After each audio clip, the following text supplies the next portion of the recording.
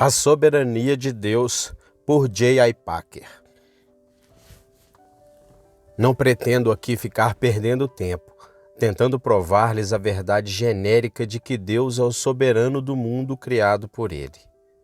Isso é desnecessário, pois eu sei que, se você é cristão, já crê nisso. E como é que eu sei disso? É que eu sei que, se você é cristão, então certamente você ora, e o que sustenta as suas orações é o reconhecimento da soberania de Deus. Pela oração, você intercede por certas coisas e agradece por outras. E por que você age assim? Porque reconhece que Deus é o autor e fonte de todo o bem que já tem experimentado na vida e de todo o bem que espera para o futuro. Esta é a filosofia essencial da oração cristã. A oração do cristão não é nenhuma tentativa de forçar a mão de Deus, mas um humilde reconhecimento da nossa impotência e dependência. Quando nos colocamos de joelho, é porque sabemos muito bem que não somos nós que controlamos o mundo. Não temos, portanto, o poder de satisfazer as nossas necessidades pela nossa própria força. Tudo de bom que desejamos para nós mesmos e para os outros deve ser solicitado das mãos de Deus. Quando obtemos, se é que obtemos, será como um presente das suas mãos. Se isso é verdade, até mesmo no que se refere ao nosso pão diário, e a oração do Senhor nos ensina que é, muito mais no que diz respeito aos bens espirituais. Isso tudo é claro e radiante para nós quando oramos de verdade, não importa o quanto possamos contradizer-nos por argumentos posteriores. Consequentemente, portanto, o que fazemos toda vez que oramos é confessar a soberania de Deus e a nossa própria impotência. O próprio fato do cristão orar é, assim, prova de que ele crê, sim, na soberania do seu Deus. Também não estarei perdendo tempo, repito, provando-lhes a verdade particular de que Deus é soberano na salvação, pois nisto você também já crê. Há dois fatos que apontam para isso. Em primeiro lugar, você dá graças a Deus por sua conversão. Agora, por que será que você procede assim? É que você sabe muito bem, no fundo do seu coração, que Deus foi inteiramente responsável por ela. Não foi você que se salvou, Ele salvou você. As suas ações de graça são, por si só, uma forma de reconhecimento de que a sua conversão não foi sua própria obra, mas dele. Você não atribuiu a um mero acaso ou acidente o fato de ter se deixado influenciar pelo cristianismo quando isso aconteceu. Você não atribuiu a um mero acaso ou acidente o fato que frequentou uma igreja evangélica, ouviu o evangelho cristão, que tinha amigos cristãos e talvez até uma família cristã, que a Bíblia chegou às suas mãos, que reconheceu sua própria necessidade de Cristo e que acabou crendo nele como seu Salvador. Você não atribuiu o fato de ter se arrependido e crido à sua própria sabedoria ou prudência, ou a algum juízo salutar ou bom senso. É possível até que, na época em que você estava buscando a Cristo, você tenha labutado e se empenhado ao máximo, tenha lido e ponderado bastante, mas todo este conjunto de esforço não torna sua conversão resultado da sua obra. O seu ato de fé, quando se comprometeu com Cristo, foi obra sua no sentido de que foi você quem o realizou, mas isso não quer dizer que você tenha salvado a si mesmo. Na verdade, nunca lhe passou pela cabeça a ideia de que você tenha salvo a si mesmo. Ao olhar para trás, você assume como sua a vergonha de sua cegueira, indiferença, obstinação e atitudes evasivas passadas diante da mensagem do Evangelho. Mas você não dá nenhum tapinha nas costas por ter sido conquistado por este Cristo tão insistente. Você jamais sonharia em repartir entre você e Deus as glórias da sua salvação. Você jamais, por um momento sequer, supôs que a contribuição decisiva para a sua salvação foi sua própria e não de Deus. Você nunca disse a Deus que, apesar de estar muito grato pelos meios e oportunidades da graça que Ele lhe deu, você se dá conta de que, na verdade, não tem que agradecer a Ele, mas a si mesmo, pelo fato de ter respondido ao seu chamado. O seu coração se revolta só em pensar em falar com Deus nestes termos.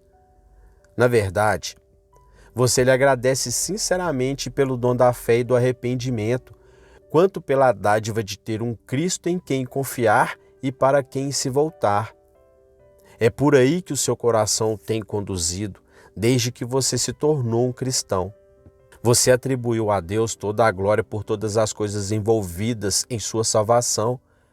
E você tem consciência da blasfêmia que seria se você se recusasse a agradecer-lhe por tê-lo conduzido à fé. Assim, você reconhece a soberania da graça divina pela forma como você pensa e dá graças por sua conversão. E qualquer cristão no mundo age da mesma maneira. Neste contexto, seria bastante esclarecedor refletirmos sobre o testemunho de Charles Simmons acerca da sua conversão através de John Wesley em 20 de dezembro de 1784. A data encontra-se específica no Wesley Journal. Meu caro, eu entendo que você é o que chamam de arminiano, e certas pessoas me chamam de calvinistas, e por isso mesmo suponho que as pessoas esperam ver-nos prontos para brigar um contra o outro. Mas, antes de eu consentir em que se dê início ao combate, com sua licença, gostaria de lhe fazer algumas perguntas. Diga-me, por favor, você sente que é uma criatura tão depravada, mas tão depravada, que nunca teria pensado em voltar para Deus se Deus já não tivesse posto isso em seu coração antes? É verdade, diz o veterano, é isso mesmo. E você também se sentiria totalmente perdido se tivesse que recomendar-se a Deus baseando em alguma coisa que você pudesse fazer e considerar a salvação como algo que se deu exclusivamente pelo sangue e justiça de Cristo? Sim, exclusivamente por Cristo.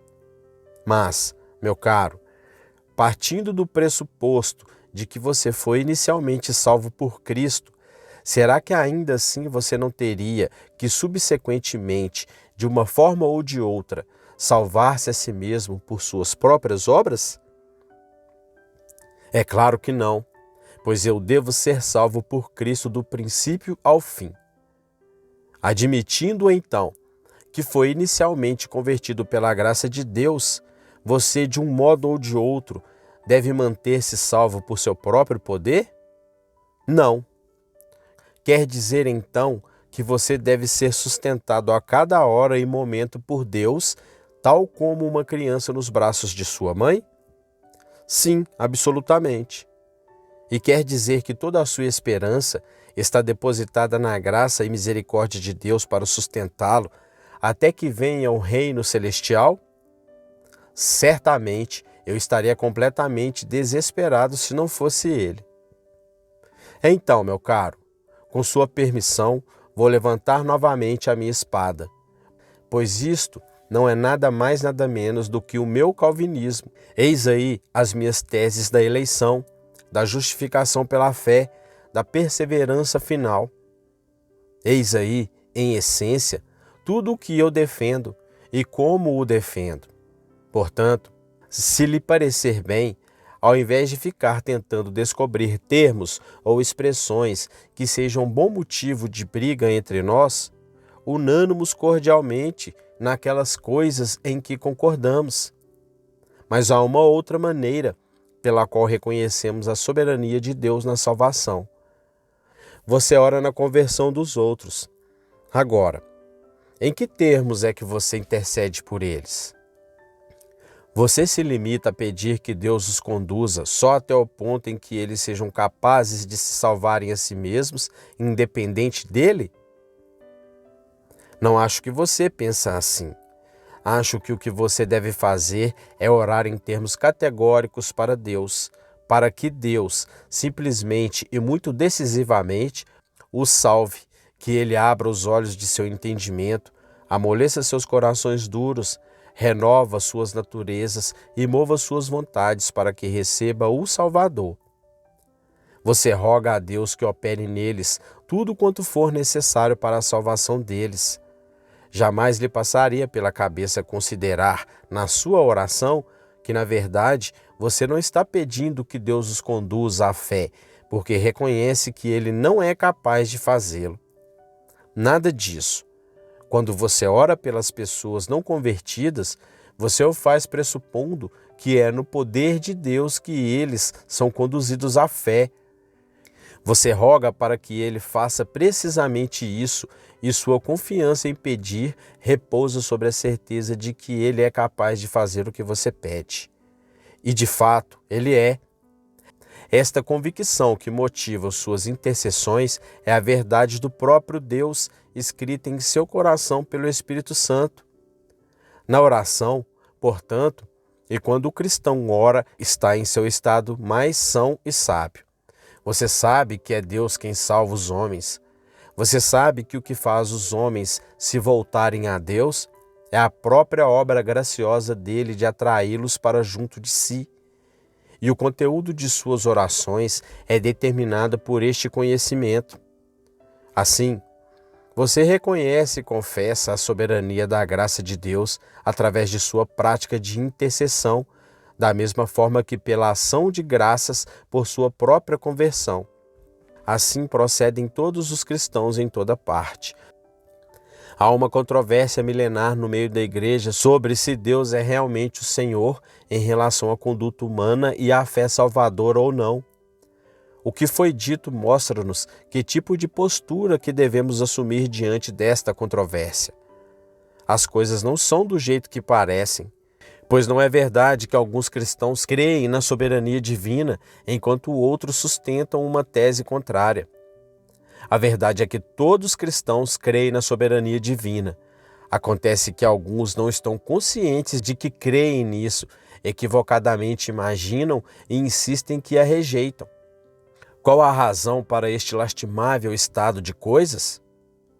A causa de tudo isso é a mesma que se encontra na maior parte dos casos de equívoco da igreja: a influência de especulações racionalistas, o desejo apaixonado por manter uma coerência sistemática, a relutância em reconhecer a existência do mistério e em deixar Deus ser mais sábio do que os homens, e a consequente subordinação das Escrituras às supostas exigências da lógica humana. As pessoas até reconhecem que a Bíblia ensina que o homem tem responsabilidade pelas suas ações, mas não veem os homens, na verdade, não pode ver como isso é coerente com a soberania do senhorio de Deus sobre essas mesmas ações. Elas não se conformam em deixar as duas verdades conviverem lado a lado, como elas fazem nas Escrituras, mas partem logo para a conclusão precipitada de que, para sustentar a verdade bíblica da responsabilidade humana, são obrigados a rejeitar a doutrina igualmente bíblica e verdadeira da soberania divina e a inventar uma explicação para o grande número de textos que a ensinam. O desejo de reduzir o conteúdo da Bíblia, eliminando todos os mistérios, é uma tendência natural das nossas mentes corruptas, e não é surpreendente que até homens considerados bons já tenham caído vítimas disso. Daí toda esta insistente e preocupante controvérsia. A ironia da situação, entretanto, é que quando perguntamos como é que os representantes de ambos os lados praticam sua oração, torna-se claro que aqueles que professam negar a soberania de Deus, na verdade, creem tão fortemente nela quanto os que a defendem. E como é que você ora? Você roga a Deus por seu pão diário? Você agradece a Deus por sua conversão? Você ora pela conversão dos outros? Se a resposta é não, só posso dizer que acho que você ainda não nasceu de novo. Mas se a resposta é sim, bem, então isso prova que, não importa de que lado do debate sobre esta questão você diga que se colocou no passado, o fato é que, em seu coração, você crê na soberania de Deus tão firmemente quanto qualquer outra pessoa. Enquanto estivermos sobre nossos próprios pés, podemos até levantar vários argumentos em torno da questão, mas quando de joelhos, estamos todos de acordo. É este ponto de comum acordo do qual as nossas orações são prova, que eu tomo como nosso ponto de partida.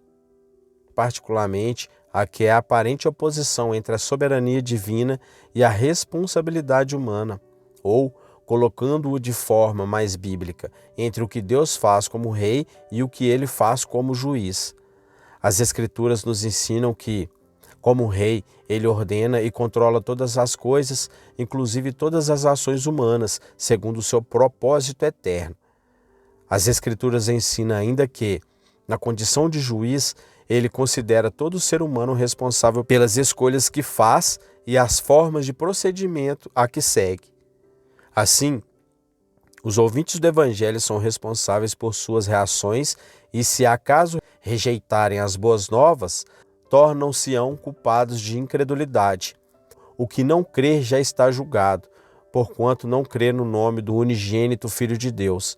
Por outro lado, Paulo, a quem foi confiado o Evangelho, é responsável por pregá-lo e, se ele negligenciar sua comissão, será punido por infidelidade, pois sobre mim pesa essa obrigação, porque ai de mim se não pregar o Evangelho. A soberania de Deus e a responsabilidade humana nos são ensinadas como se fossem coisas que andam lado a lado, numa e na mesma Bíblia, aparecendo muitas vezes até na mesma passagem. As duas coisas nos são garantidas, portanto, pela mesma autoridade divina, ambas são, portanto, verdadeiras. Segue-se daí que elas devem ser mantidas lado a lado, ao invés de jogadas uma contra a outra. O homem é um agente moral responsável, ainda que seja, ao mesmo tempo também, controlado pela divindade. O homem é divinamente controlado, embora seja também um agente moral responsável. A soberania de Deus é uma realidade e a responsabilidade do homem é igualmente uma realidade. Eis aí o antinômio que nos foi revelado, em cujos termos devemos fazer nossa reflexão acerca da evangelização. É claro que, para as nossas mentes finitas, isso tudo é inexplicável. Soa-nos como uma contradição e a nossa primeira reação é de nos queixar de que isso tudo é um absurdo. Paulo registra essa queixa em Romanos 9. Tu, porém, me dirás, de que se queixa ele, Deus, ainda? Pois quem jamais resistiu à sua vontade? Romanos capítulo 9, versículo 19. Se, como nosso Senhor, Deus ordena todas as nossas ações, como é que pode ser razoável ou justo para Ele atuar igualmente como o nosso juiz, condenando nossas falhas? Observe como Paulo responde. Ele não tenta demonstrar o quanto a atuação de Deus é apropriada. Ao invés disso, ele censura o espírito por trás desta questão. Quem és tu, ó homem, para discutires com Deus? O que o queixoso precisa aprender é que ele, uma criatura e um pecador, não tem direito algum de apontar para qualquer falta nos caminhos revelados de Deus. As criaturas não estão credenciadas para registrar queixas contra o seu Criador. Como Paulo prossegue dizendo, a soberania de Deus é plenamente justa, pois o seu direito de dispor de suas criaturas é absoluto. Um pouco antes, nesta mesma epístola, ele demonstra que o julgamento de Deus contra os pecadores também é totalmente justo, já que os nossos pecados merecem amplamente sua condenação. Cabe a nós, diz ele, reconhecer estes fatos e adorar a justiça de Deus, tanto como rei quanto como juiz. Não especular sobre como a sua justa soberania pode ser consistente com o seu justo julgamento, e certamente não pôr em dúvida a justiça de qualquer dos lados da questão. só porque achamos que o dilema de suas relações mútuas é demais para a nossa cabeça. Nossas especulações não são a medida do nosso Deus. O Criador nos disse que Ele, ao mesmo tempo, é um Senhor soberano e um juiz justo. Isso deveria ser suficiente para nós. Por que é que hesitamos tanto em aceitar a Sua palavra? Será que não somos capazes de confiar no que Ele diz? Não temos razão nenhuma para ficar surpresos ao encontrar mistérios deste tipo na palavra de Deus, pois o Criador é incompreensível para as suas criaturas. Um Deus que nós pudéssemos entender de forma exaustiva e cuja revelação de si mesmo não nos confrontasse com algum tipo de mistério, seria um Deus à imagem e semelhança do homem, e por isso mesmo seria um Deus imaginário, mas de modo algum o Deus da Bíblia. Pois o que o Deus da Bíblia diz é o seguinte: porque os meus pensamentos não são os vossos pensamentos, nem os vossos caminhos os meus caminhos, diz o Senhor. Isaías capítulo 55, versículo 8. O antinômio, como o que nos deparamos aqui, é apenas um dentre muitos que a Bíblia contém. Podemos ter certeza de que todos eles acabam encontrando a sua reconciliação na mente e conselho de Deus, e podemos ter certeza de que nós mesmos o entenderemos no céu. Mas, enquanto isso, precisamos ser sábios para manter com igual ênfase as duas verdades aparentemente conflitantes neste caso, mantendo-as lado a lado na relação em que a própria Bíblia as coloca, e reconhecer que estamos diante de um mistério que não devemos esperar ser capazes de solucionar nesta vida.